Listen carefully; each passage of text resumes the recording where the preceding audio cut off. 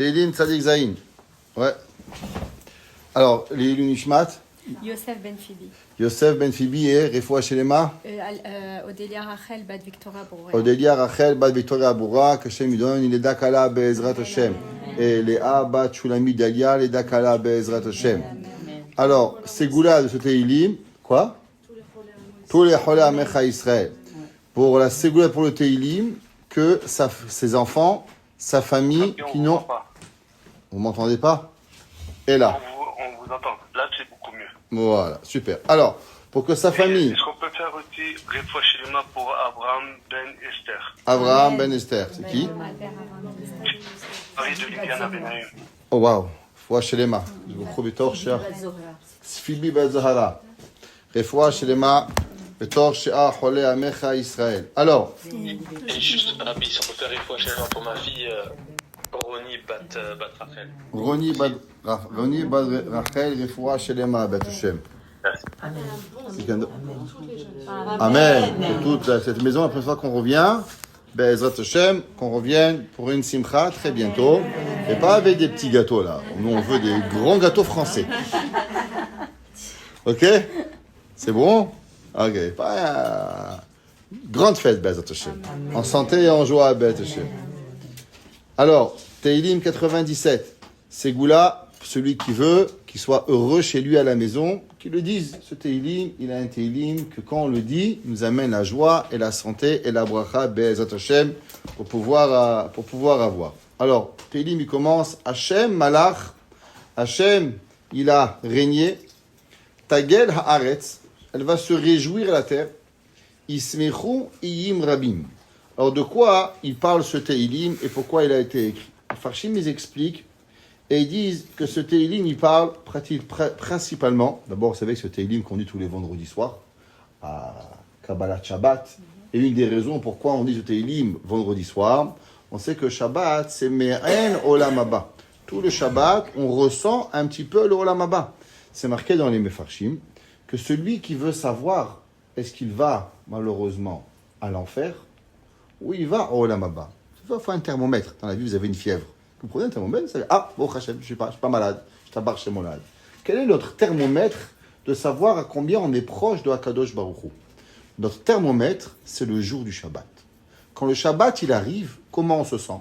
Est-ce que Shabbat, c'est comme dimanche, ou Shabbat, on est une différente personne? Si Shabbat, il vient, et on sent qu'on est différent. On a déjà raconté qu'il y avait un jour un Rav, il s'appelait Rav Noach Orlowick. Et il arrivait à la yeshiva, à Mir, et il a passé dimanche, lundi, mardi, mercredi, jeudi, vendredi. Vendredi soir, il arrive à la yeshiva, il voit un Rav. C'est qui ce rabbin? Il dit, mais c'est le Rosh Yeshiva, tu étais avec lui toute la semaine. Mais c'est pas possible, c'est pas la même personne. Rav Chaim Shmulevitz, il était tout petit de taille. On raconte que le jour du Shabbat, il avait l'air très grand. Il avait l'air très beau. Il avait l'air une différente personne totale le jour du Shabbat. Il était quelqu'un d'autre. Pourquoi? Parce que le Shabbat, il nous donne quelque chose. Il est notre thermomètre à savoir à combien on mérite le Olam Haba. C'est écrit que chaque chose, elle est 1/60e. Comme la mort, le sommeil, il est 1/60e de la mort. Eh bien, le Shabbat, il est 1/60e de votre Gan Eden.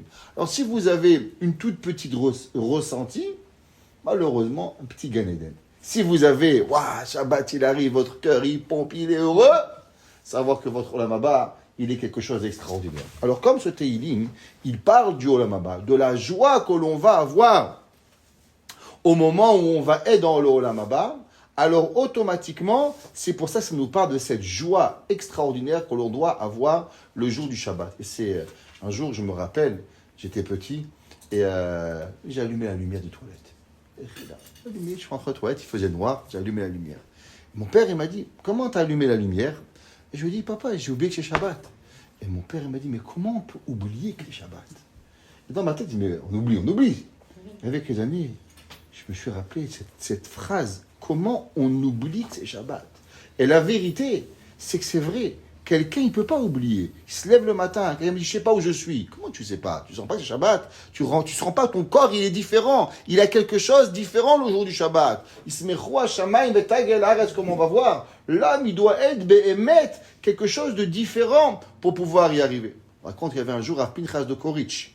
À Pinchas de Koritch, il est arrivé voir quelqu'un. Chez les Chassidim, les Ashkenazim, il y a ce qu'on appelle Shalom Zachor. Bet Hashem chez vous, Shalom Zachor.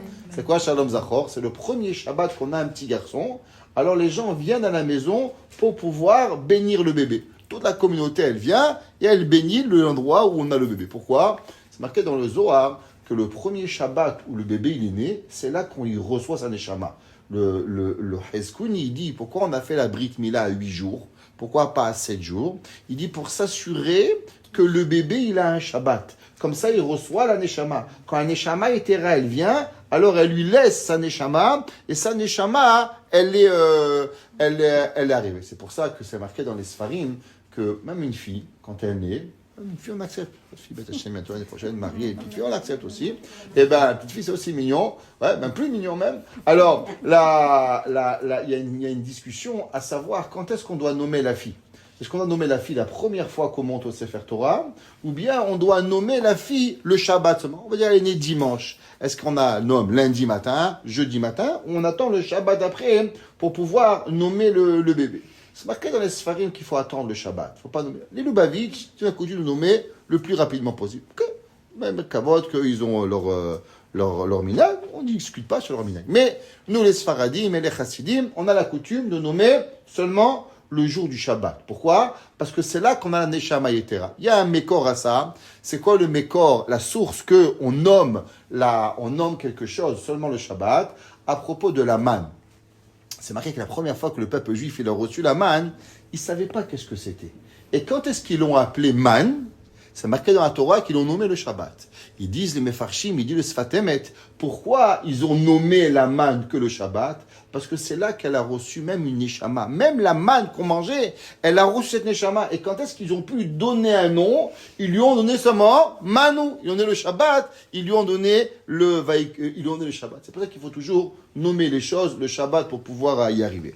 Alors, pareil, il y a quelque chose de spécial qui arrive. Le vendredi soir, on lit ce Teilim qui va nous parler de la simcha, de la joie qu'on va avoir. Pinchas de Koritch, un jour, il est parti voir un enfant, il est parti faire un Shalom Zachor dans une souka. C'est la fête de Sukkot.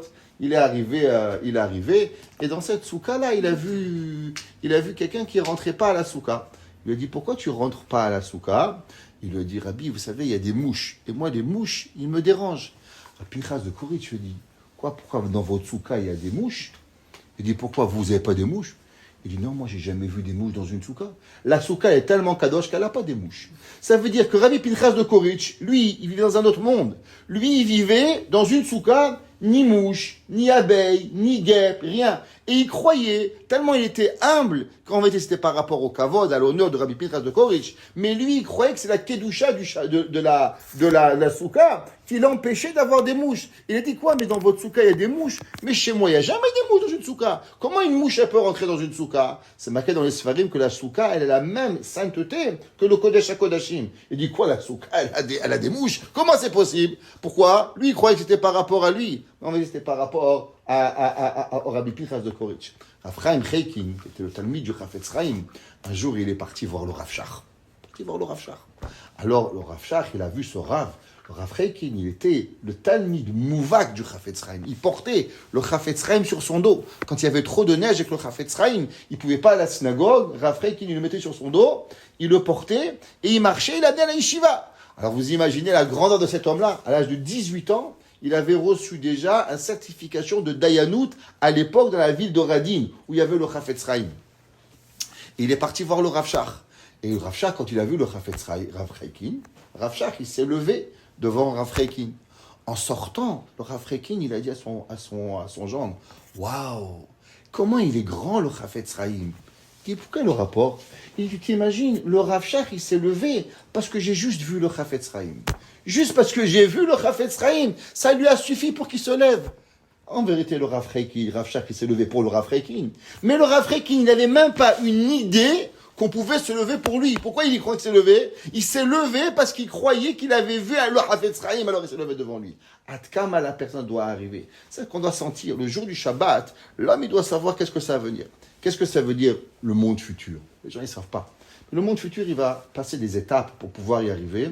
Il va avoir un changement qui va être drastique dans le monde. D'abord, il va avoir kibbutz galuyot. Qu'est-ce que ça veut dire kibbutz galuyot? Aujourd'hui, on a le Canada, l'Amérique, la France, l'Australie, les Juifs. Il faut comprendre que quand Mashiach il va venir, tous les Juifs, ils vont être unis dans l'unité de partout. Vous imaginez, vous allez avoir des communautés, vous venez, on vient d'Australie, et vous d'Afrique, et vous de Tunisie, et vous du Maroc, tous ensemble. Il n'y aura plus kibbutz galuyot. Regardez les parents aujourd'hui, ils veulent marier leur enfant. Ah, pas un Américain, parce que ma fille va habiter à New York, pas un Français va habiter en France. Ça fait la peine, des fois, on refuse un chidour. Pourquoi? Parce qu'on n'a pas envie que nos enfants, moi j'en ai 5, sont habités dans toute la planète du monde. Chaque fois que tu vas aller voir tes enfants, mais ça te coûte $15,000. Ok? Alors, t'as pas envie, c'est difficile. Mais juste imaginez-vous, kibbutz galuyot, tout le monde à côté, c'est quelque chose d'incroyable. Que tous les Juifs, ils vont apprendre à vivre. Chaque décan des communautés juives, elle a quelque chose de particulier. C'est cette mitzvah, c'est cette coutume arrivée. Et toutes ces minagim, tous ces Juifs vont être mitached à vivre ensemble.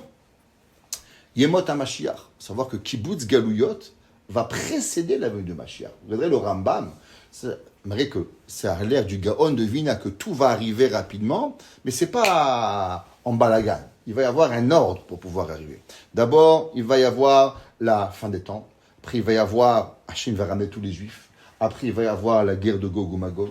Après, il va y avoir la reconstruction du Beth Amikdash. Et seulement après cela, on sera sûr que Mashiach, il va venir. Mashiach, il ne va pas dire « je suis Mashiach », on va le croire. Vous croyez que nous, on est des idiots? Alors, ça fait 2000 ans qu'on attend quelqu'un va dire « je suis le Messie, je veux le croire ». L'autre, il dit « mais ça va pas ou quoi ?» C'est pas comme ça que ça arrive. Il faut qu'il nous prouve qu'il est le Mashiach. Le Rambam, il dit qu'une des choses, ça va être la guerre de Gog et Magog, la guerre avec Amalek, la construction du temple, et seulement quand il va nous prouver que qu'il va être capable de faire venir le Beth Amikdash, c'est là qu'il va arriver à devenir le Mashiach. Chez nous, chez les Juifs, il faut passer un processus pour pouvoir y arriver. Il va avoir le shalom.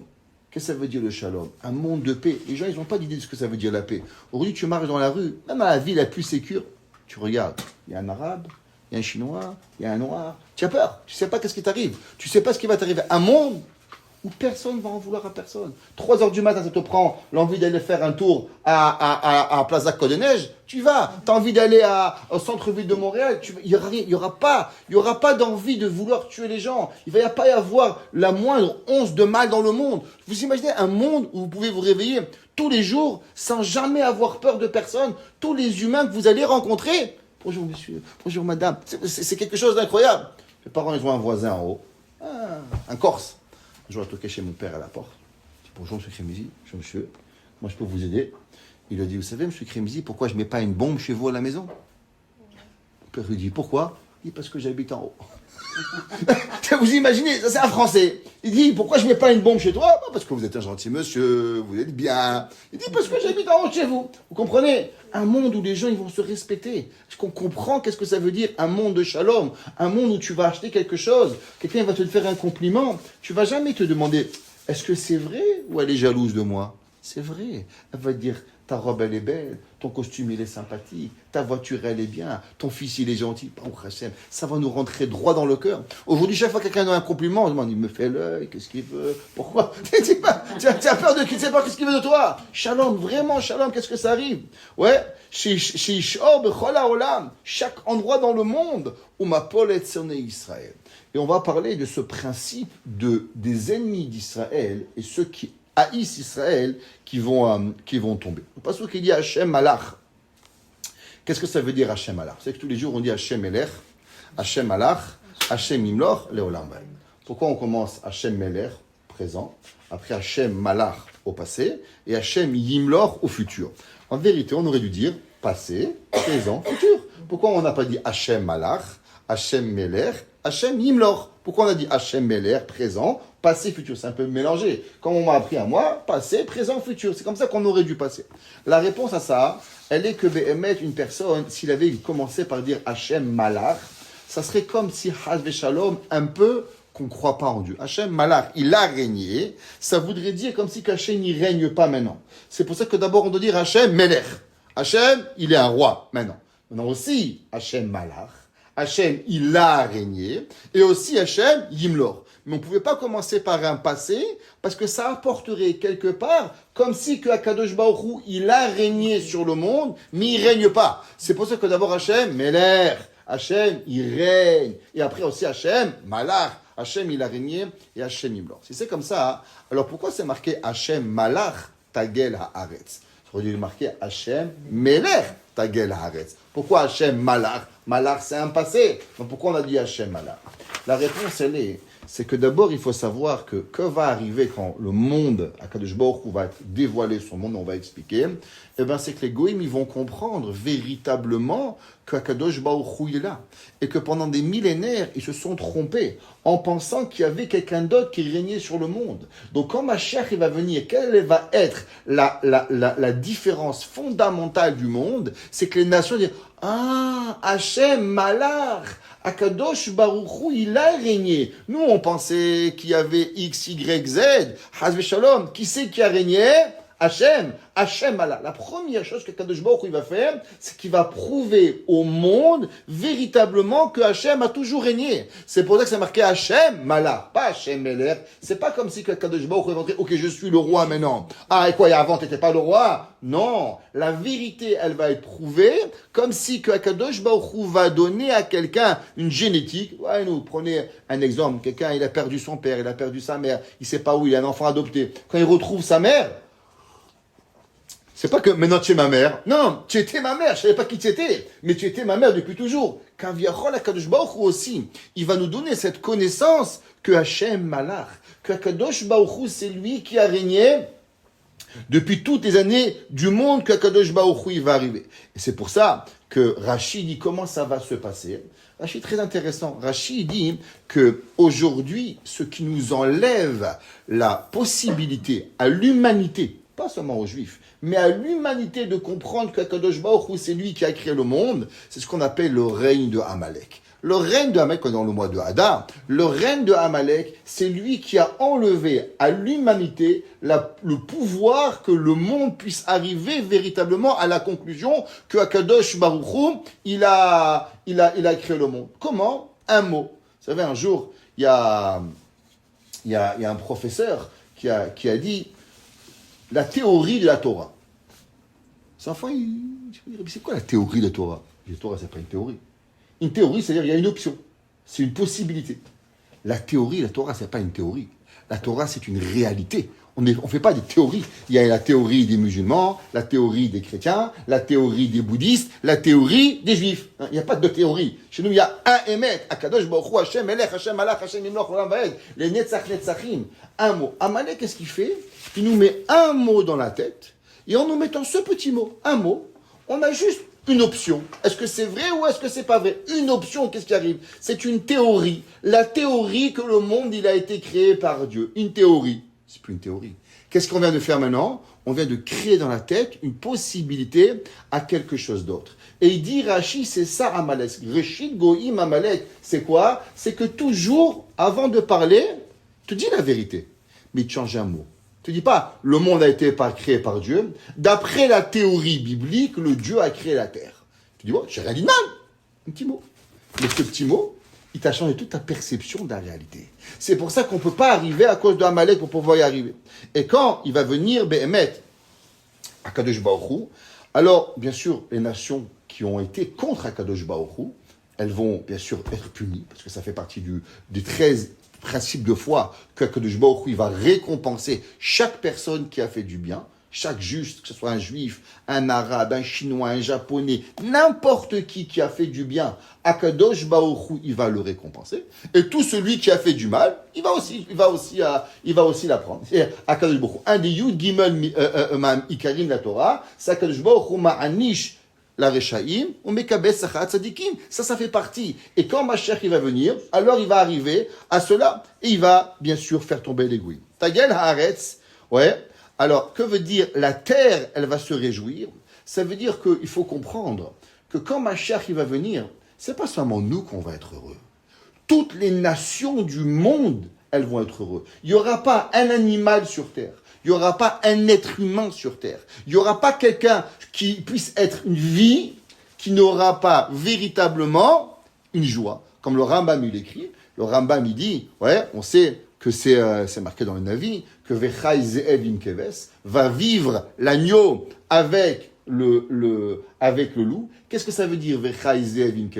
Ça veut dire que le monde sera tellement bon, nous on ne se rend pas compte que pourquoi il y a un lion qui mange un mouton, pourquoi il y a un loup qui attaque une brebis, c'est parce que nos actions de haine, elles créent cette haine à travers les animaux. Mais le jour où nous on sera remplis de paix, eh ben même le loup, il va être gentil. Même le lion, il voudra plus manger la brebis. De la même façon que toi, tu as envie d'être gentil avec ton voisin, tu vas voir tous les gens à la terre, bonjour monsieur, bonjour madame, comment allez-vous? Tu vas prendre les valises, tu vas aider tout le monde. Et ben pareil, le loup, il va venir, il va arriver. Ils ne croyaient pas que ça ne peut pas arriver. Ils ont trouvé, il y a pas longtemps, j'ai vu un vidéo, ils ont fait montrer, qu'il y avait, par hasard, je ne sais pas pourquoi, il y a un lion qui a adopté une petite brebis. Et les autres lions, ils voulaient le manger. Et ce lion-là, il a protégé. Akadosh Baruch Hu, pourquoi il fait ça? Akadosh Baruch Hu, il fait ça pour que nous, on puisse comprendre qu'en vérité, c'est possible dans la Bria. Vous savez, c'est marqué dans les Sfarim Akadoshim, quelque chose d'incroyable. C'est marqué qu'en vérité, Akadosh Baruch Hu, il a créé le monde d'une perfection et que pour qu'on puisse avoir un libre arbitre. Un libre arbitre, ça veut dire qu'en vérité, Akadosh Baruch Hu, il a créé le monde pour qu'on puisse faire un vrai choix, de bien ou de mal.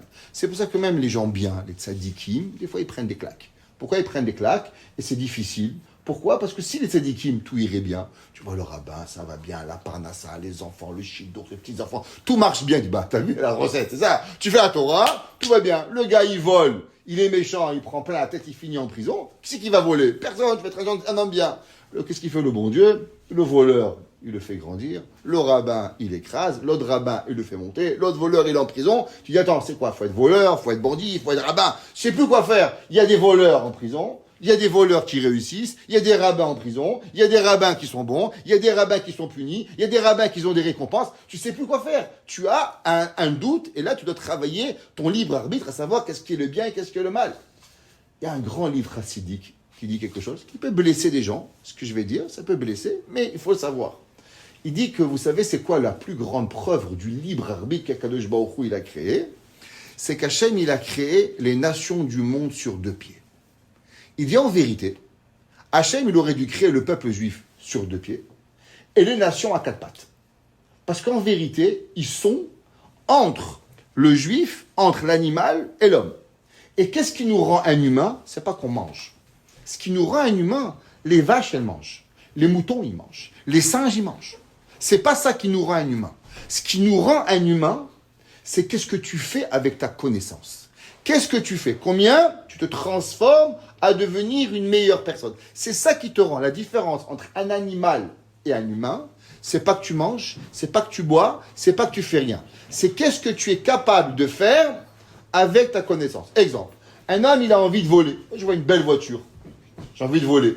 Je me retiens de voler. Je suis devenu un humain.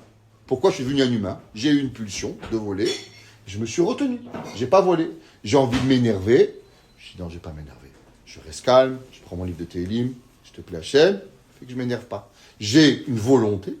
Et je calme ce désir de pas faire. C'est ça qui me rend un humain. Rien d'autre. Être un humain n'est pas à manger, à boire ou à dormir. C'est pas ça qui vous rend un humain. Vous rend un humain chaque fois que vous devenez un peu mieux dans votre action, en parlant, pas dans la shonara, en disant la vérité, en faisant attention dans le détail de chaque chose de votre vie. C'est ça qui vous rend un meilleur humain. Plus vous allez arriver et plus vous allez devenir un humain. C'est marqué dans la Kabbalah que vous savez, le plus grande épreuve qu'Hachem il a eue, c'est de créer les nations du monde sur deux pieds. Hachem, en vérité, il aurait voulu créer le peuple juif sur deux pieds et les nations du monde à quatre pattes. Et un jour, la vérité, je n'ai pas compris ça. Comment on pourrait avoir un humain à quatre pattes? Il ne faut pas exagérer, la vérité. Je comprends le rabbin, mais là, il a poussé le rabbin. Il a mis mamie dans les orties, comme il disait à Marseille. Ouais, ne pousse pas mamie dans les orties, surtout quand elle est en short. Ouais, alors, je disais, mais quand même, c'est pas un peu exagéré ça que les goïms, ils seraient à quatre pattes? Et un jour, je vais dans une conférence médicale, et dans la conférence médicale, qu'est-ce qu'ils nous font montrer? Qu'il y a en Asie un village où des humains, ils marchent à quatre pattes. Leur corps, il ne s'est pas développé comme nous, et ils marchent Vous allez sur Internet, allez sur YouTube, vous marquez humain qui marche à quatre pattes, vous allez les voir. Et là, j'ai dit, waouh, incroyable. Ça veut dire qu'en vérité, pourquoi Hachem il a laissé une nation, un village où les gens marchent à quatre pattes, pour nous rappeler qu'Akadosh Baruch Hu, il aurait pu te créer un demi-animal. Mais Hachem Berahama Vidbarar, de sa bonté, il t'a créé sur deux pieds. Et tu te demandes, non, pourquoi moi je suis sur deux pieds et la vache elle est sur quatre pieds? Et là tu dis, ah, parce que j'ai des mitzvot à faire, j'ai un Shabbat à faire, j'ai des choses à faire. Ça veut dire que tu crois que c'est pas vrai. Hachem il t'a laissé une trace sur terre pour que tu te rappelles. Et que chacun il veut, il peut aller voir. Et il y a encore jusqu'à aujourd'hui des humains qui marchent à quatre pattes. 40 ans j'étais à la yeshiva, je dis ça à mon frère, mais c'est pas possible. Je te fais montrer, il est devenu fou. Il m'a dit, mais c'est marqué dans le Zohar. Je dis, voilà, c'est écrit. Regarde, c'est écrit là, noir sur blanc. Tu peux le voir aujourd'hui. Avant, c'était la Emouna que tu avais. Aujourd'hui, la Emouna Chouchit. Tu la vois de tes propres yeux. Qu'est-ce que Kadosh Baruch Hu nous a fait? C'est que chaque fois qu'on va marcher maintenant dehors, tu dis, waouh, j'aurais pu finir comme ce pays, ces gens en Asie qui marchent à quatre pattes. Vous imaginez? Comme un animal et nous on marche sur deux pieds. Baruch Hashem, on prend la voiture, on conduit. À combien Berahama Bidbarach on doit remercier Akadosh Baruch Hu de pouvoir y arriver. Et c'est pour ça que quand Mashiach il va venir, chaque personne il va être heureux.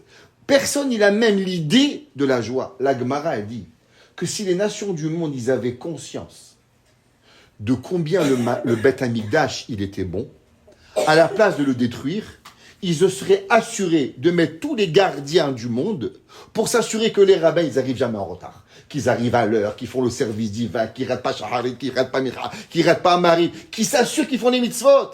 Elle dit la Gemara, ils n'ont pas compris que ceux qui ont profité le plus du Beth Amikdash, ce n'étaient pas les juifs, c'était les non-juifs. À combien ça a apporté du bon dans le monde. Et qu'en vérité, ils ont été bêtes, malheureusement, et qu'ils ont détruit le Beth Amikdash.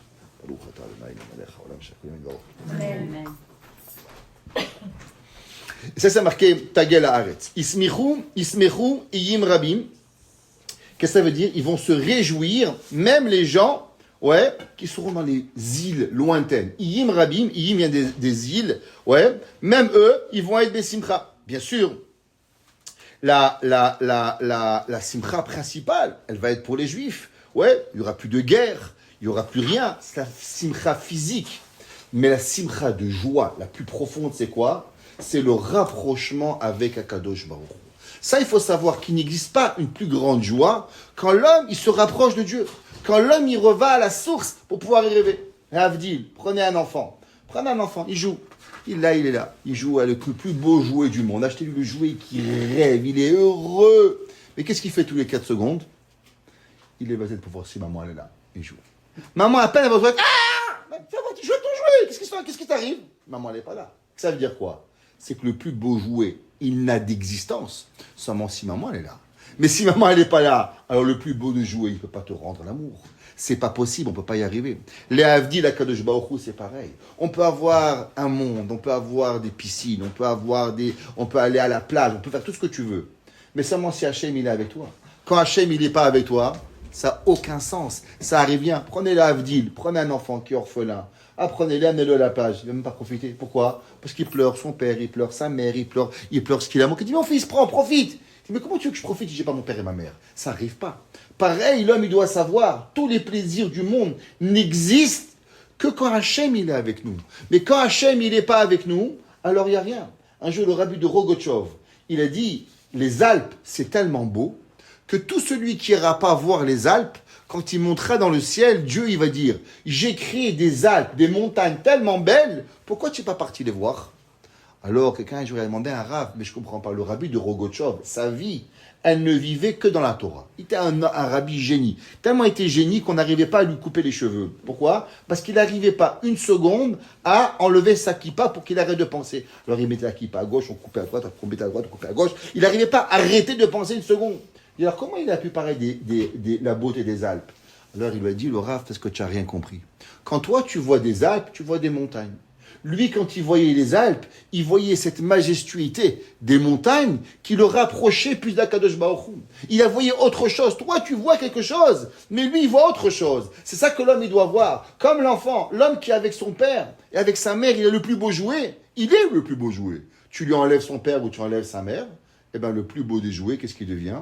Il devient la chose la plus triste du monde. Pourquoi? Parce que c'est pour lui remplacer son père. Quoi? Mon père, il est une Barbie. Mon père, il a une voiture. Mon père, il a une bicyclette. Qu'est-ce que tu veux que je te joue avec une bicyclette sans mon père et ma mère? Il n'y a pas de valeur pour pouvoir y arriver. C'est pour ça que la simcha la plus grande, c'est quoi? C'est quand l'homme, il va se ressentir proche avec Kadosh Baruch Hu pour pouvoir y arriver. Et ça arrivera, Béhémet, seulement quand l'homme, il va être. Anan va arafel sevivav. Que veut dire ce verset? Anan va arafel sevivav. Dans la vie, il y a deux choses. Il y a l'existence et il y a ce que tu vois. Qu'est-ce que ça veut dire? Il y a l'existence et ce que tu vois. Beaucoup de fois, l'homme, il se trompe et il dit « je vois pas ». Exemple, que tout le monde connaît, cet exemple qui a été rapporté par Einstein. Un jour, Einstein, il a parlé à son ami de Dieu, pas de Dieu. Alors son professeur à l'école, il lui a dit « de quoi tu parles ?» Il lui a dit « je parle de Dieu ». Il lui a dit, le professeur Einstein, Dieu n'existe pas. Il lui a dit, pourquoi Dieu n'existe pas? Est-ce que tu peux voir Dieu? Il a dit non. Donc si tu ne peux pas voir Dieu, ça n'existe pas. L'homme, il peut voir, il peut croire sur moi ce que tu vois. Tu vois un papier, tu vois une enveloppe, tu vois un café, ça c'est là. Dieu n'est pas là, tu ne peux pas arriver. Hop. Einstein était un peu plus intelligent que ça. Einstein, il est allé, il a ouvert la fenêtre. Il était en Autriche, à Vienne, il ouvre la fenêtre. Imaginez-vous à Montréal, il ouvre la fenêtre. Et au bout de quelques secondes, le professeur, il dit « ferme la fenêtre, il fait froid ». Il dit « pourquoi vous avez froid ?» Il dit « vous voyez le froid ?» Il dit « non, alors pourquoi vous avez froid ?» Il dit « mais il fait froid ». Il dit « mais je ne comprends pas ». Il a dit « mais si on n'a pas, on ne peut pas voir, alors elle ne peut pas exister. Alors comment vous avez froid ?» Il lui dit « mais je le ressens ». Il lui a dit « si vous n'avez pas ressenti Dieu, qu'est-ce que je peux faire pour vous ?» Il lui a dit à Einstein, ouais, l'homme, c'est pas seulement parce que tu vois pas que c'est pas là. Il peut exister, seulement ton œil, il ne peut pas le voir. Il dit le pasuk, Anan va arafel sevivav. C'est quoi? Akadosh Baruch Hu, il est là. Par exemple, nous, on est à Montréal, on connaît. Des fois, on voit le soleil, il fait beau, magnifique. Et combien des fois en hiver?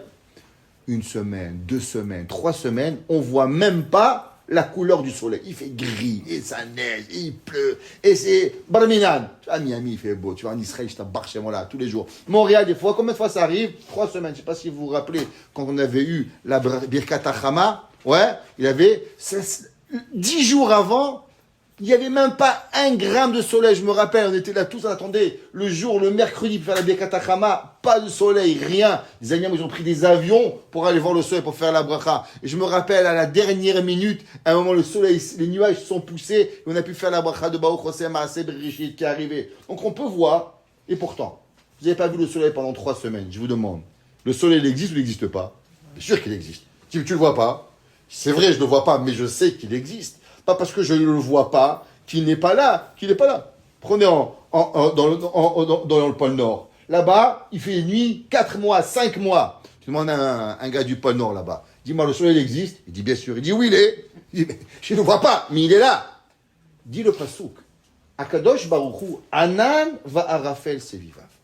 Il faut savoir qu'Akadosh Baruch Hu, il est entouré d'obscurité, de nuages. Quelque chose qu'en vérité tu vois pas. C'est ça qui empêche de voir Akadosh Baruch Hu.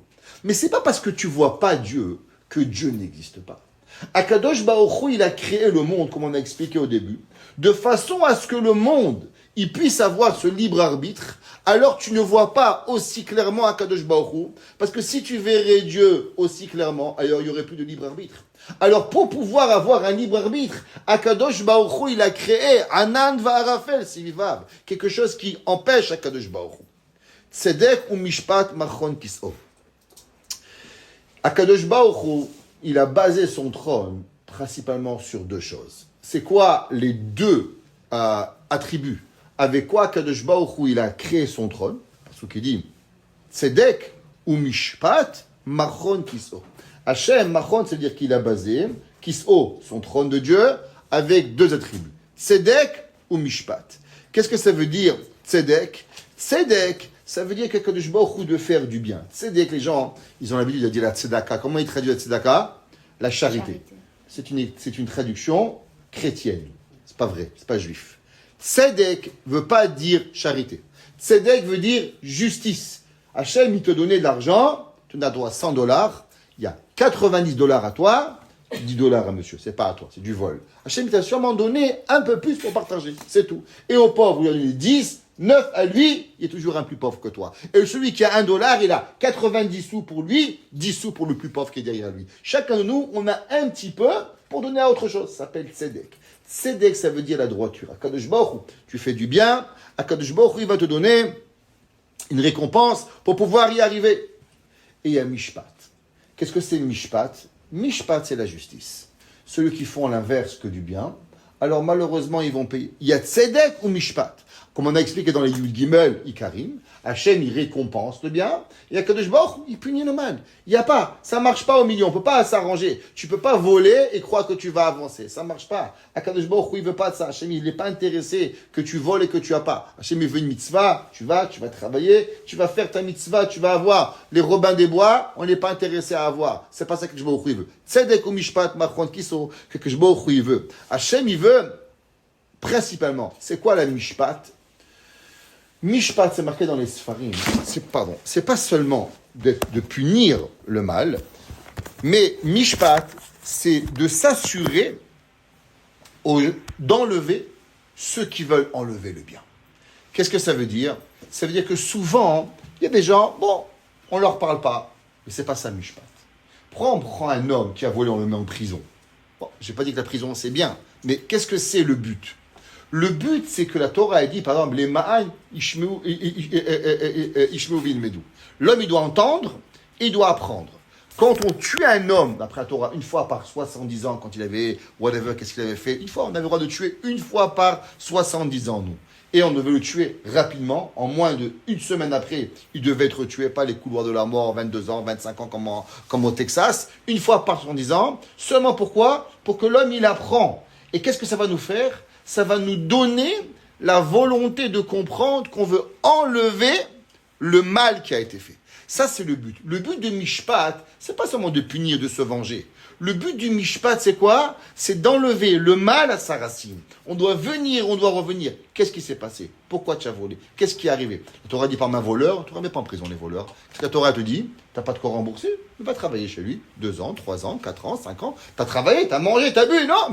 Faut rembourser ta dette. Il n'y a pas la prison. La prison, c'est la pire des choses qui puissent arriver. La Gemara dit pourquoi on met un esclave, on prenait un homme qui n'avait pas de quoi payer, on le mettait au travail. Parce que tu n'as pas compris ce que ça veut dire l'argent. Tu crois que tout est facile. Quand tu vas devoir travailler à 5 heures du matin pendant 1 mois, 2 mois, 3 mois pour rembourser ta dette, c'est difficile. Tu fais plus jamais arriver. Aujourd'hui, tu mets 10 voleurs ensemble. Quand ils sortent, il a volé une supérette. Quand il sort, il fait une banque. Et là, après, il tue quelqu'un. Pourquoi il apprend à venir avec des plus grands voleurs? Ça sert à rien. La Torah, c'est la réhabilitation. Mais le but, c'est quoi? C'est pas la punition. C'est d'enlever le mal à sa nature. Le pasteur qui dit Esh lefanav teler. Avant que Mashiach il va venir, il va y avoir plusieurs choses qui vont arriver. La première chose, c'est que il va y avoir d'énormes tremblements de terre. Il faut savoir que la venue messianique, elle sera précédée par énormément de grands tremblements de terre qui vont faire trembler le monde. Et avec cela, Kadosh Baruch Hu va faire montrer qu'il est le Melech Malchei HaMelachim qui va arriver. Et ça, ça va venir au moment de la guerre de Gog Magog. C'est marqué dans une avis Cheskel, il écrit, il dit qu'il y aura tellement de grands tremblements de terre que ça va faire tomber dans le monde du soufre et du feu, et le monde entier, il sera nettoyé de tous les péchés qui vont arriver. Il faut savoir que ça ne va pas être un moment qui va être de joie pour tout le monde, et il faut toujours prier que ça soit Berahamim, Bémiséricorde. C'est marqué on a rapporté souvent, mais on va le rapporter encore, au nom de Rabbi Zusha de Anipoli. Rabbi Zusha de Anipoli, un jour il avait prié, il avait vu son Rav, le Maguide de Mézérich, qui priait pour le Mashiach. Il lui a demandé, tu pries pour le Mashiach? Et tous les jours, il dit, mais est-ce que tu pries que ça vient avec miséricorde? Il dit pourquoi? Il dit parce que le Mashiach, il peut venir avec la dureté, la rigueur ou la rahamim. Et il lui a dit, Maguide de Mézérich, tu as raison. Il faut prier pour que Mashiach il vienne, mais aussi qu'il arrive avec miséricorde. Que nous, on ne soit pas punis, que nous, on a cet attribut de rahamim qui vienne avec nous. Eiru berakav tevel. Alors, qu'est-ce qui va arriver? Akadosh Baruch Hu, c'est marqué, vous savez que quand Mashiach il va venir, c'est marqué que la lune éclairera comme le soleil, et que le soleil éclairera 7 fois plus grand qu'aujourd'hui. ça veut dire que la clarté du monde, elle sera très grande.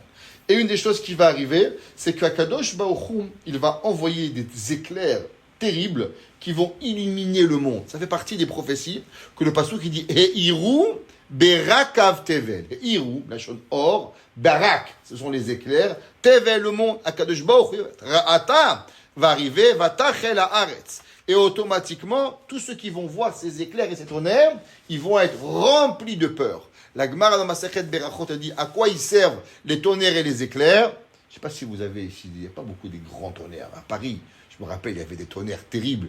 On les entendait, on sautait. On était à la yeshiva, des fois le tonnerre il sautait, même on sautait de la chaise, 20 cm, tellement ça faisait peur. La Gemara dit pourquoi il y a ces tonnerres et ces éclairs. La Gemara dit pour rapporter Yirat Shamayim. Juste pour te faire montrer qu'est-ce que Kadosh Baruch Hu il est capable de faire. Un petit bruit, bang! À combien tu as peur?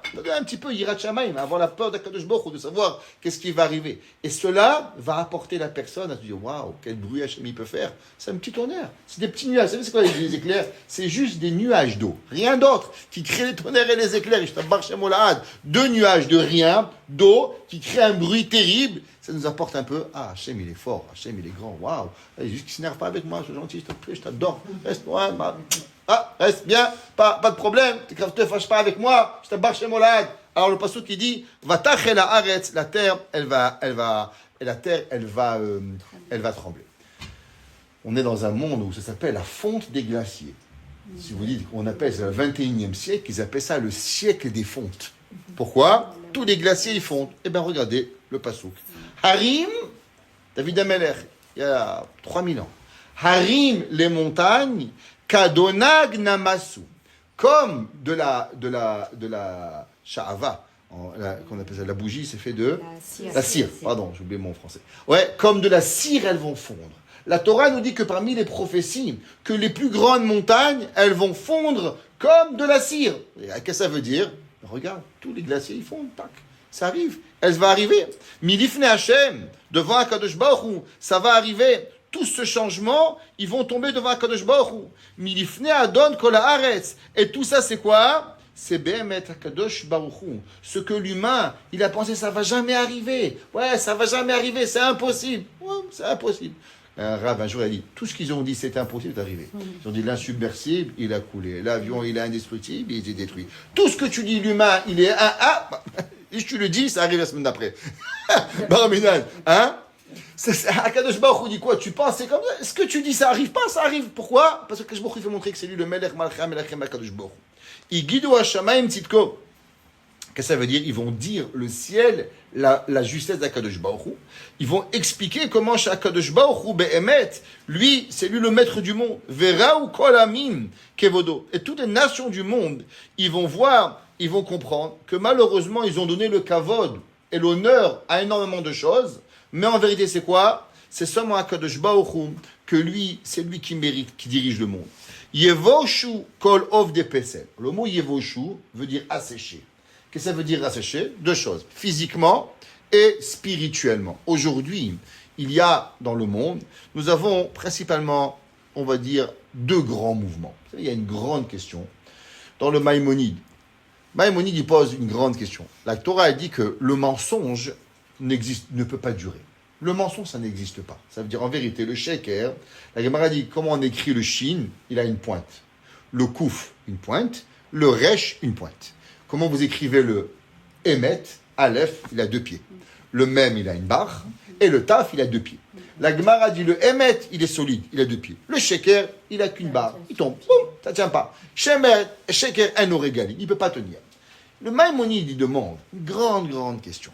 2 grandes religions qui sont basées sur un mensonge. L'islam et la chrétienté.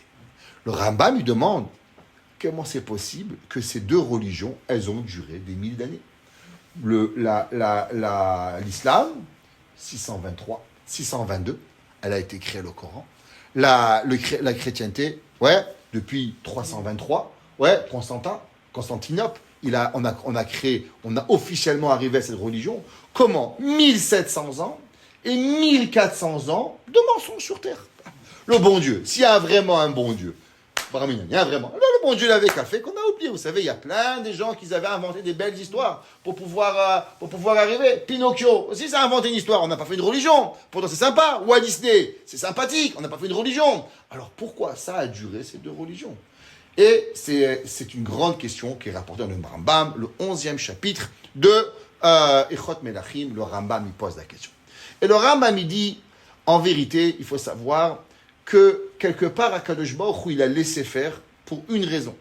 Le Rambam, il dit, pourquoi ils ne peuvent pas être Mashiach, ni Mohammed, ni le pendu. Les deux ne peuvent pas être le Mashiach, malgré qu'ils se sont déclarés Mashiach, mais ils ne peuvent pas être Mashiach. Le Rambam, il dit, la seule et unique raison, deux choses. Il faut savoir les principes de foi de la Torah. Pourquoi nous, on n'est pas arrivé.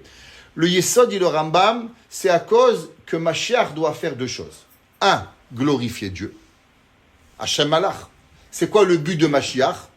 Qu'Hachem il est grand. Ça c'est un. Et numéro 2, faire du bien au peuple juif. Chaque fois que vous voyez dans la Torah toutes les prophéties que Mashiach va venir, qu'est-ce qui va arriver? Enlever des guerres, la paix sur terre et faire du bien au peuple juif. Dit le Rambam, désolé, ces 3 points, ni Mohammed, ni le pendu Yoshke, ils sont arrivés. Yoshke, il a dit, ah, moi aussi je suis Dieu. Attends, il y avait un Dieu, tu as dit non, on partage. Mais tu n'as pas grandi Dieu, tu as diminué Dieu en disant que tu vas partager le gâteau avec lui. Avant, Dieu avait tout un gâteau. Maintenant, qu'est-ce que tu dis? Non, on partage le gâteau. Tu n'as pas grandi à Kadosh Baruch Hu. Donc, c'est pas vrai. Tu n'as pas amené la paix, tu as amené des guerres. Depuis le christianisme, les guerres de religion, qui c'est qui les ont créées? C'est les chrétiens. Ils ont tué des millions de personnes, les croisades, des millions. Ils allaient tuer hommes, femmes, enfants, ils brûlaient des villages, ils brûlaient tout le monde. C'est ça, Mashiach. Mashiach, c'est quoi? De créer. Qu'est-ce qu'on est en train d'apprendre? Shalom, la paix, Ahava, aimer les uns les autres, créer. C'est ça qu'on nous on veut, ça qu'on l'on prie. Qu'est-ce que tu m'as amené? La guerre. Et numéro 3, à la place que le peuple juif soit plus aimé dans le monde, qu'est-ce que tu as créé? Plus de haine dans le monde. Donc le Rambam, il dit, ça c'est les 3 principes que ni Mohamed, ni Yoshke ne peuvent être Mashiach. Ça veut dire, ça c'est la base, on n'y croit pas et c'est pas avec nous. Ça c'est un qu'il faut arriver. Le Rambam, il dit, pourquoi Hachem les a laissés? Il dit le Rambam parce que quelque part, Akadosh Baruch Hu, il prépare une certaine vérité. Pourquoi? Parce qu'il faut savoir qu'à l'époque des païens, vous savez, par exemple, les Incas et les Aztèques, ouais, pas les pastèques. Alors, eux, ça c'est rigole un petit peu, voir si vous vous réveillez. Alors, ça va, même sur Internet, ils rigolent. Alors, combien de dieux ils avaient? Vous savez que dans les temples soleil, ils avaient 365 escaliers. Vous savez, si vous allez dans la chez les Aztèques, là-bas, ils avaient des temples, ils avaient des escaliers. Combien d'escaliers? 365. Et chaque jour, le soleil y tombait sur un escalier, et chaque jour, un autre dieu. Dieu de septembre, de novembre, ce qui n'est pas. Quel mois tu es né? Ah, je sais, c'est quoi? J'ai plus le nom de Dieu. Ils avaient 365 dieux. Vous imaginez ce que c'est 365 dieux? Le pauvre, ils avaient un calendrier de Dieu, pour pouvoir y arriver. Il est arrivé que quelque part, Akadosh Baruch Hu, il a fait un tri, et Hachem, il a enlevé tout ça, et maintenant, on a une grande majorité du monde où on croit principalement 2 grandes religions, croient à un Dieu. Les Arabes, ils croient à Hachem. Ouais, le Rambam, il ramène une grande discussion. Est-ce que les Arabes, ils croyaient en Dieu ou ils faisaient Avodah Zara? On ne va pas rentrer dans là, mais en vérité, il faut savoir qu'il y a eu une évolution aussi dans l'islam. Au début, l'islam croyait à Yoshke, il croyait à la chrétienté. Après, Mohammed, il a vu que ça marchait pas trop, donc il a fait un petit virage, il a dit non, c'est bon, on va essayer d'attraper les Juifs. Alors il a cru qu'un Dieu. Et en fin de compte, mais si vous regardez dans les Rishonim, il y a un grand débat. Est-ce que les musulmans étaient Oved Avodah Zara ou pas? Nous, on va d'après l'opinion du Rambam, que le Rambam, il a dit qu'à la fin, les musulmans ne croyaient en un seul Dieu. Il en reste, c'est que l'islam, dans le monde, elle a donné ce concept chez les nations du monde, d'avoir une divinité, d'avoir un seul Dieu. Et le Rambam, il dit, c'est pour ça que Kadosh Baruch Hu, il a laissé, pour que quand Mashiach, il va venir, on passe pas de 365 dieux à un Dieu. Ça marche pas. Il faut une période d'adaptation. Et c'est pour ça que Hachem, il a laissé ça, parce que Kadosh Baruch Hu a laissé ce mensonge exister, pour que quand la vérité va venir, elle ne soit pas trop grande à exploser dans la terre. Parce que les gens, ils ne pouvaient pas passer de 300 dieux à un seul Dieu. Ils n'arrivaient pas à regarder Abraham Avinu. Abraham Avinu, il s'est battu. Son père, il a voulu le tuer. Son propre père qu'il a enfanté, qu'il a donné la vie, il a voulu tuer. Pourquoi? Parce qu'il dit qu'il y avait un Dieu. Il dit, c'est pas possible. Nous, on a l'habitude d'avoir 400 dieux. Toi, tu dis qu'il y en a un seul. Comment c'est possible de pouvoir y arriver? Alors, pour que l'homme, il commence à comprendre, alors il va arriver. Non, il faut savoir que ça, c'est seulement, on va dire, le monde moderne. Mais si vous allez en Asie là-bas, en Inde et compagnie, il y a là-bas tous les coins de rue, il y a des dieux, des machins, d'Avodazara, Barminan. C'est terrible. On ne sait pas combien il y a de Avodazara qui est dans tous ces pays-là. Nous, on ne connaît pas. On croit encore le juif, l'islam, la catholique. C'est rien par rapport à tout ce qui arrive en Asie. Il y a tous ces Avodazara qui existent là-bas. Ou BMF, ils sont au Ved Avodazara. Il y a des sectes qui font des choses abominables, qui tuent des gens, qui font Avodazara, BMF encore, qui sont là et qui existent. Et cela, Kadosh Baruch Hu, il dit, à la fin des temps, Dieu, tout ça, il va rigoler. Hachem, il va apporter toute l'humanité à cette émouna qui a qu'un seul créateur sur terre. Parce qu'il ne faut pas oublier que le but de savoir qu'il y a un Dieu n'a rien à voir avec le judaïsme. Ça veut dire que les 7 mitzvot bénénoirs, qui est une obligation à toutes les nations du monde, elle est quoi? Elle fait partie de l'obligation de savoir qu'il y a un Kadosh Baruch Hu dans le monde. Est-ce qu'on a l'obligation d'aller le dire à tout le monde? Non. Est-ce qu'on a l'obligation d'aller convaincre tout le monde? Non. On n'a pas d'obligation d'aller convertir les gens. Mais que si on nous demande, est-ce qu'un goy, il a une obligation? Oui. De quoi? Croire qu'il y a un Kadosh Baruch Hu qui existe, ça c'est la volonté de Kadosh Baruch Hu. Ishtachavu lo kol Elohim. Qu'à la fin, tout va se prosterner à Kadosh Baruch Hu et que tout va disparaître. Que toutes les Avodah Zara, tout le monde va arriver à cette compréhension qu'il y a seulement un Kadosh Baruch Hu dans la terre. Il y a le passouk, Sham'a va tismar Tzion. Va entendre et va se réjouir Tzion. Vous vous rappelez, on avait parlé quelle différence entre Yerushalayim et Tzion. Pourquoi elle a deux noms, Yerushalayim et Tzion? On avait expliqué que dans chaque chose, il y a quoi? Il y a ce qu'on appelle son extérieur et il y a son intérieur. Le Or Makif et le Or Penimi. Je vois de vous ce que vous voulez me laisser paraître. Des fois, vous êtes sympa, des fois, vous êtes triste, des fois, vous êtes fâché. C'est ce que vous me laissez paraître, c'est ce que je vois. Mais à l'intérieur de vous, il y a 1 million de choses que vous ne voyez pas, qui est totalement caché. Pareil, il y a Yerushalayim que l'on voit. Et Tzion, c'est l'intérieur de Yerushalayim. C'est ce qui va y arriver. Dit David Ameler, qu'est-ce qui va arriver quand Mashiach va arriver? Il y aura la joie, il y aura la simcha, il va y avoir les nations du monde. Sham'a va tismar Tzion. Non seulement Jérusalem extérieure, mais même les lumières et les ententes intérieures, elles vont avoir cette simcha. Pourquoi? Parce qu'ils vont arriver Vatagena benot Yehuda. Et ils vont être heureux, les filles de Yehuda, les man mishpatecha Hashem. Pourquoi on parle de Yehuda? Alors, il faut savoir qu'en Israël, c'était principalement, il y avait trois provinces. Le peuple juif était partagé en 3. Il y a ce qu'on appelle Yehuda, il y a ce qu'on appelait Galil ou bien Shomron, et il y avait Ever HaYarden. Quoi, Ever Yarden, c'était où il y avait la grande partie d'Israël, qui était l'autre côté du Jourdain, où il y avait Gad, Réhouven, Chatzi, Shevet HaMenaché, qui étaient à l'extérieur. Donc Israël était partagé principalement en 3 parties. Ever Yarden, Yehuda et le Shomron de l'autre côté. Pourquoi c'est marqué Vatagena Benot Yehuda, vont se réjouir Benot Yehuda. Pour comprendre ça, il y a une Gemara dans Masechet Yoma 54. La Gemara a dit qu'il faut savoir que quand on a détruit Jérusalem, principalement on sait que veut dire le mot Yehuda. Le mot Yehuda vient du mot Yehudi, vient pas seulement du mot de la tribu de Yehuda. Après, on avait déjà fait un cours sur ça. La Gemara a dit que tout celui qui rejette la Avodah Zara, elle s'appelle Yehudi. Ish Yehudi Aya Beshushan Abira ou Shmo Mordechai.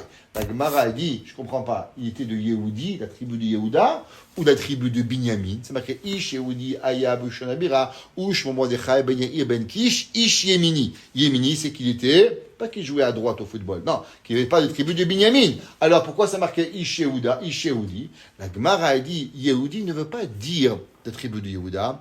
Yehudi est un adjectif qualificatif à tout celui qui rejette la Avodazara. Tout celui qui dit je ne crois pas à la Avodazara, il a un titre qui s'appelle Yehudi. Exemple, que veut dire le mot juif? Pourquoi ça s'appelle des juifs? Pourquoi ça s'appelle pas des Israélites? Ouais, les Français, ils adorent nous dire les Israélites. Ouais, on n'est pas israélite, moi je ne suis pas israélien, moi je suis un Canadien. Pourquoi tu m'appelles un Israélite? Ouais, alors il y a des raisons politiques pour ça. Pourquoi? Parce que eux, ils veulent pas dire que ce sont des problèmes anti-juifs, ce sont un problème israélien qui arrive. En un mot, tout ce qu'on fait aux juifs, c'est pas contre les Français, c'est contre les Israéliens qu'on amène. Nous, on aime les juifs. On ne sait pas quels juifs ils aiment, les Français. Mais ils appellent ça le problème israélien, israélo-palestinien. Et ils nous disent après les Israélites de France. En un mot, des Israéliens qui vivent en France, pas des juifs. Ils font, fais attention. C'est pour ça que moi, chaque fois qu'ils me disent Israélites, je dis non. Les juifs français. On est des juifs, on n'est pas des Israéliens. Ouais, on n'est pas, c'est faux. Même il y a pas longtemps, il y avait une réunion au Canada avec les ministres et je leur ai dit, faites attention quand vous parlez. Ne me dites pas les Israélites canadiens. On est des juifs canadiens. On n'est pas des Israélites. On n'a rien à voir avec Israël. Ne mélangez pas nos histoires. C'est pas Chavé Shalom mal, mais pour qu'ils comprennent qu'ils ont affaire avec des juifs qui vivent au Canada. Alors que veut dire le mot Yehudi?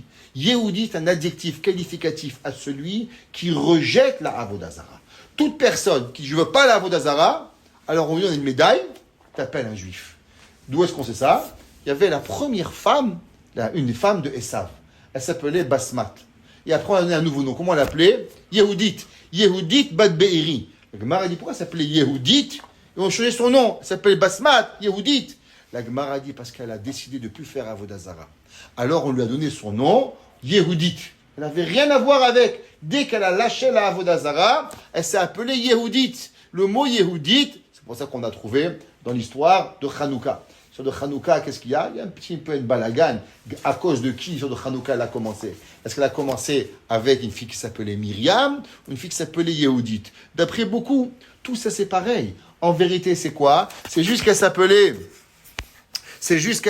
en vérité Myriam, mais à cause qu'elle a rejeté tout le concept qui était des Yévanim, des Grecs, qui voulaient violer les femmes pour leur plaisir. Et quoi? On est quoi ici? On est la chair à canon, quoi. Vous allez nous laisser. Et elle s'est battue contre ça. Et elle a amené ses frères à se battre et à se venger contre les Goïms. Et alors, comme elle a rejeté ce pouvoir des Grecs, alors on l'a appelé comment? On l'a appelé Yehudit. C'est pour ça qu'elle a appelé le mot Yehudit. Yehudit veut dire ce rejet de pouvoir. La Gemara a dit, vous savez combien les Goïms, ils ont brûlé la Judée. Ils ont tellement brûlé la Judée que pendant 52 ans, après la destruction du temple, même un rat, il passait pas par la Judée. Rien, pas un soupçon de vie existait en Yehudi. Pourquoi ils ont brûlé la Judée? Pourquoi ils n'ont pas brûlé le Galil? Pourquoi ils n'ont pas brûlé le Ever Yarden? La réponse qu'ils ont voulu brûler, c'est rejeter ce concept de rejet de la Avodazara. Et c'est pour ça que le passouk qui dit Sham'a va tismach Tzion. Quand Hachem va venir et quand Hachem va donner la bonté, la yeshua, la bracha, qui c'est qui va se réjouir? Tzion. C'est quoi Tzion? L'intérieur. C'est quoi le or? La lumière intérieure. Et automatiquement, qui c'est qui va revivre? Vategena Benot Yehuda. C'est qui Benot Yehuda? Les filles de Yehuda. De quelles filles on parle? On parle pas des filles, garçons ou filles. On parle de la descendance de Yehuda. C'est quoi Yehuda? Ceux qui ont rejeté l'idolâtrie. Ceux qui vont dire Hachem Melech, Hachem Malach, Hachem Yimloch, Lamaed. C'est eux que véritablement Akadosh Baruch Hu, il va venir, il va arriver les man mishpatecha Hachem.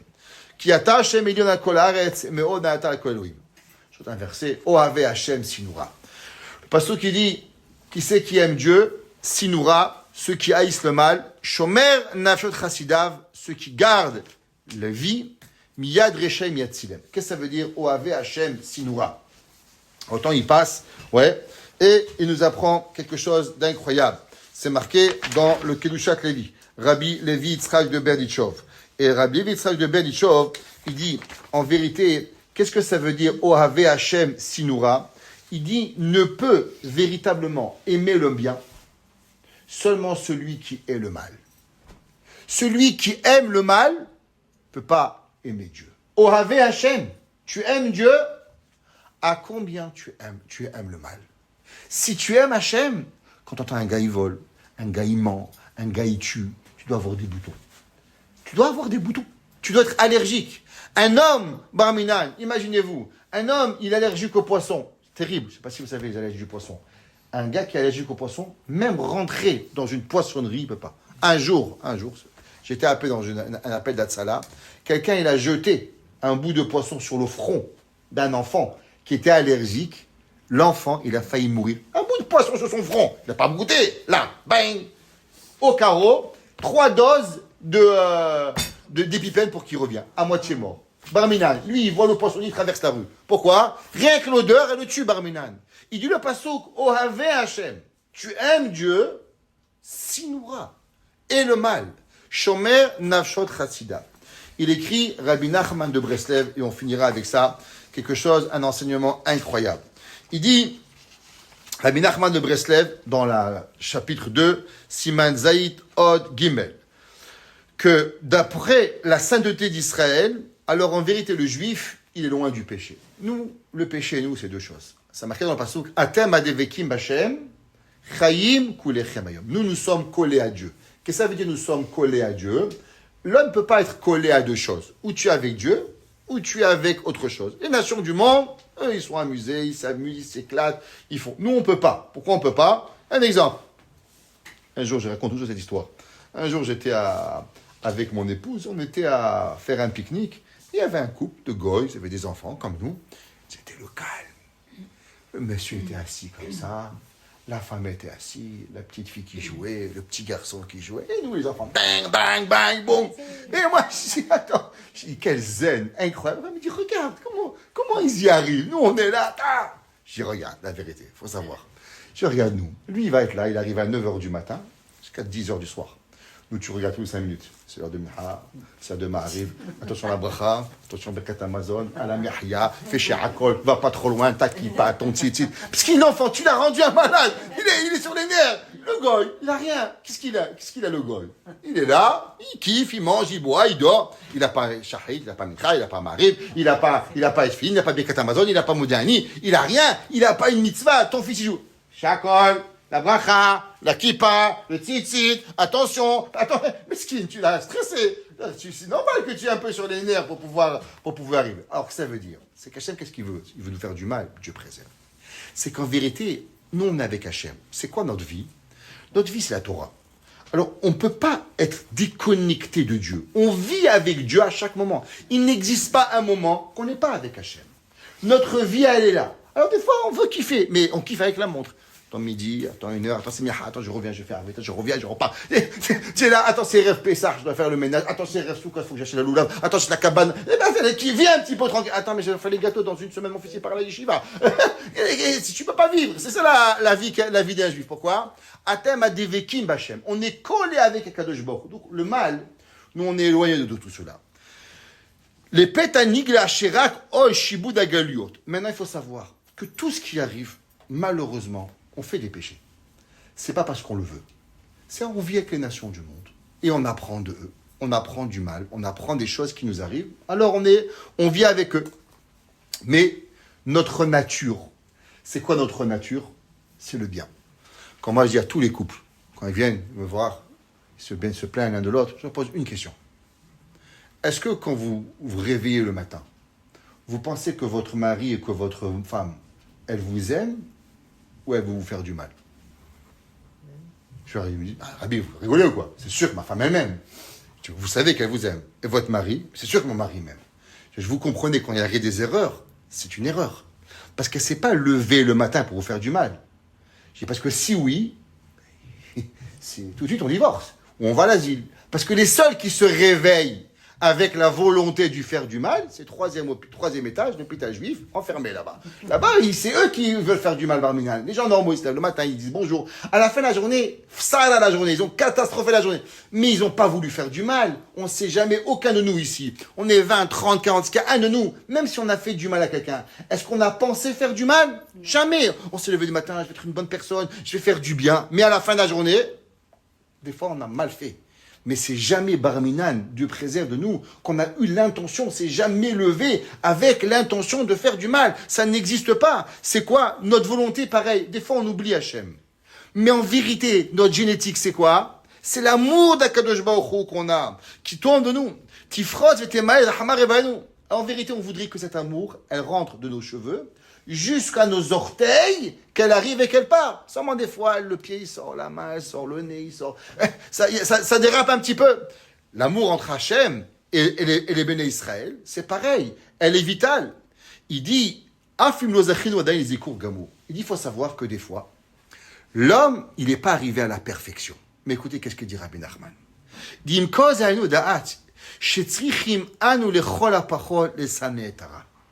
Il dit, quand on vous parle du mal, soyez pas indifférents au mal. Quelqu'un, il vous parle, un homme qui ment, un homme qui vole, un homme qui fait des bêtises. On dit, aïe, on doit rester allergique au mal. On ne peut pas accepter le mal.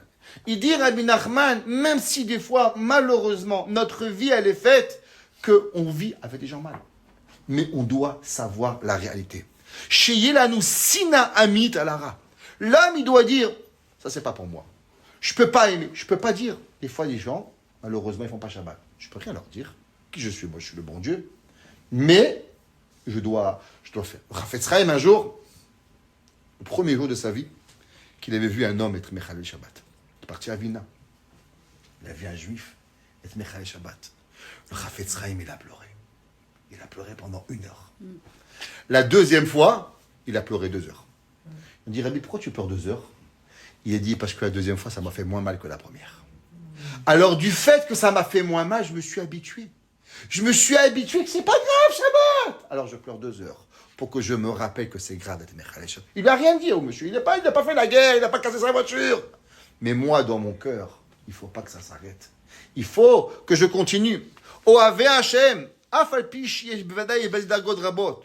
הרי בעצם הידיעה שהאדם יודע שזהו רע, והשם ברח שונא את הרע, ניתן לזכות לכל התיקונים. Il dit Rabbi Nachman, même si vous pouvez rien faire, mais savoir que c'est mal, ne jamais accepter que le mal devienne bien, c'est ça qui pourra nous apporter à devenir une meilleure personne. Là, c'est difficile de ne pas dire la shonara. C'est très dur. Mais croiser à dire, allez, on se fait un petit lachon aujourd'hui. Oh, Brahmanan, 37 interdictions à la shonara. C'est difficile, très dur de ne pas dire la shonara. J'accepte. Mais c'est pas possible qu'on se fait le club de la shonara. C'est pas possible qu'on fait un club de mensonges. C'est pas possible qu'on commence à faire un club de averot. L'homme, il doit savoir qu'est-ce qui est bien et qu'est-ce qui est le mal. Si l'homme, il veut se rapprocher d'Hachem, il dit le pasouk, Oave Hachem, si tu aimes Dieu, Sinura, Shomer Nashot Chassidav. L'homme, il doit toujours essayer de faire plus que ce qu'il peut. Miyad Rechaim Yatzilem, Akadosh Baruch Hu, il doit nous protéger. Savoir qu'en vérité, l'homme, il doit être en connexion totale avec Akadosh Baruch Hu. Je terminerai avec un Yalkut Shimoni. Le Yalkut Shimoni, il dit, pourquoi l'homme, il doit haïr le mal? Il dit le Yalkut Shimoni quelque chose comme ça. Et il dit, Kol amachanif la racha. Tout celui qui hypocrise le mauvais. Ça veut dire quoi? Un homme, un hypocrite, il y a un homme mal, et parce qu'il est riche, parce qu'il est fort, parce qu'il est puissant, alors on fait semblant, on fait des photos avec lui, on lui serre la main, on est là, on va à ses fêtes. Les hypocrites du mal. Kol amechanif la racha. Tout celui qui est hypocrite avec un mécréant, sauf Nofel Beyado. À la fin, il dit le Yalkut Shimoni, tu vas tomber dans ses mains. Toi, il va te manger. Toi, tu crois que tu es plus fort que lui. Mais du fait que toi, tu es avec lui, alors toi, tu vas tomber dans ses mains. Quand on vit avec eux, on apprend de eux. Yesh lahem shlita. Alors, ils ont un pouvoir sur nous. Avalim lo mechabrim la reshaim. Mais sinon, on n'y en a rien à voir avec eux. Toi, tu as ta place. Moi, j'ai ma place. Encore une fois, je n'ai pas de mitzvah d'aller les affronter. Je n'ai pas de mitzvah d'aller casser la tête aux gens. Je reste dans mon coin, je fais mon Shabbat, mes chalot, mon kiddush, mon moti, je fais ma vie. Je t'ai rien demandé. Je n'ai pas à me mêler avec toi. Toi, tu fais ta vie. Toi, tais-toi, et moi, je suis moi. Et toi, tais-toi. Ok? Alors, là, Alken, Kacher, Oave, Hashem. C'est pour ça que quand les gens, ils aiment Dieu. Enam itchabrim la goyim velomdim imaasem. On ne vit pas avec les goyim. Et la sinura, on s'éloigne. Az shomer nafshod chassidav. C'est là que Akadosh Baruch Hu nous protège. Il dit le Yalkut Shimoni, quand il ramène le Rav Shevet Halevi, plus l'homme, il est droit dans ses pensées. Le bien, c'est le bien, le mal, c'est le mal. Et savoir le maximum séparé dans sa tête, alors Akadosh Baruch Hu, il nous aide Shomer Nafshot Chassidav. Qu'Hachem il nous protège, chacun de nous, qu'on soit protégé du mal, qu'on n'a que du bien, et qu'ensemble on puisse voir Bemer et Bimera Biamenu Hagalut Shelema, et qu'on revient encore dans cette maison très très très bientôt. Od Ya Bait Hazeh Mevorach Mipi Navi ou Mipi Choseh. Que la maison soit bénie du Navi et des Malachim, et de tout le monde, pour avoir des semachot, des joies, pour mademoiselle, pour monsieur, pour Yosef, qu'il puisse venir Beth Hashem très bientôt à son mariage, qu'on vienne pour un package deal de semachot, et qu'on s'en aille David, Beth Hashem, et qu'on revienne tous ensemble avec joie et simcha, Imera Biamenu. Amen.